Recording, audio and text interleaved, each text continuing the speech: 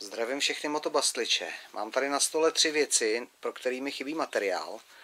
Jedna je ta spojka startéru, kde musím vyměnit tady ty šroubky.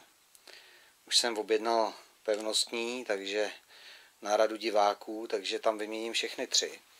Potom tady mám rozebranou, nebo ne rozebranou, ale otevřenou volejovou pumpu. Tam musím vyměnit tady z druhé strany těsnění, okroužky, takže na ty taky čekám, respektive jsem čekal.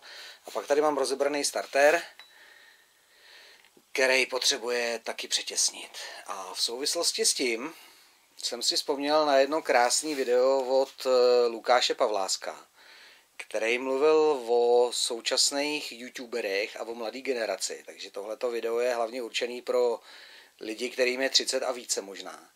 Protože tohleto video bude unboxing video 2 zásilek, které přišly.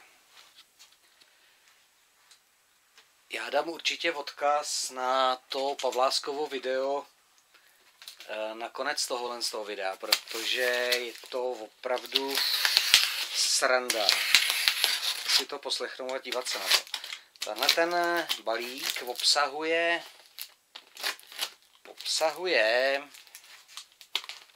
okroužky. Ale nejen ty, já jsem si pro jistotu ještě za pár korun objednal těsnící papír. Proto je to takhle hovacky velký. Ale hlavní je, že to obsahuje okroužky na všechno možné, co mám pocit, že budu potřebovat. Tady je ten těsnící papír. Ten, kdyby náhodou bylo potřeba přetěsnit spojku nebo něco jiného. A tady mám hory všelijakých okroužků. Jakože sám už pořádně ani nevím, co na kam který patří. Ale ono to nějak dopadne. A to hlavní unboxing, jo. Ten hlavní unboxing, ten je tady, protože z Deutschlandu ještě, že ty UPSky chodí tak rychle.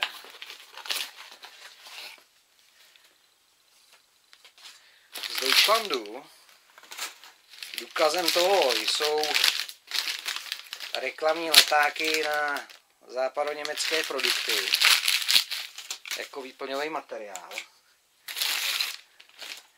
A důkazem toho, že to posílal nějaký starý chlap, jsou noviny. Protože ty už snad dneska nikdo ani nečte.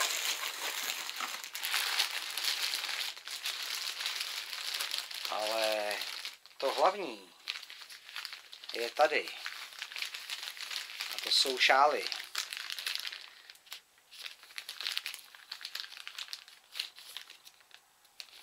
Dokonce tohle je ještě originální Honda díl.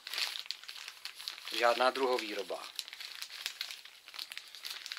A já se snažím tady někde dopátrat, jestli jsou to ta verze 2.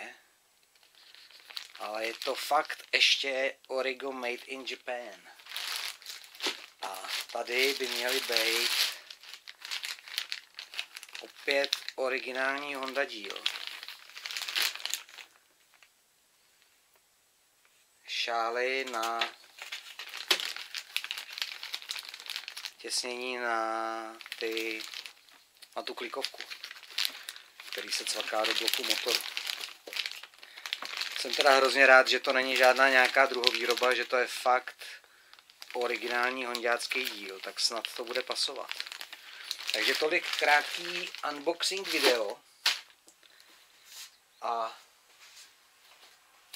já si jdu připsat do nákladu na Hondu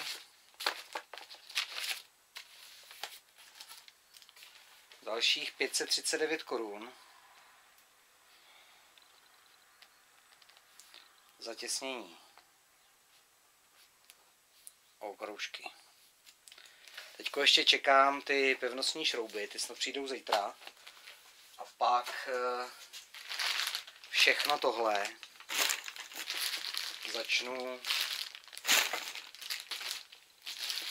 konečně dávat dohromady a konečně, pevně doufám, se člověk už zase hne z místa. Takže dík za pozornost a nezapomeňte se podívat na toho Pavláska, je to fakt prča.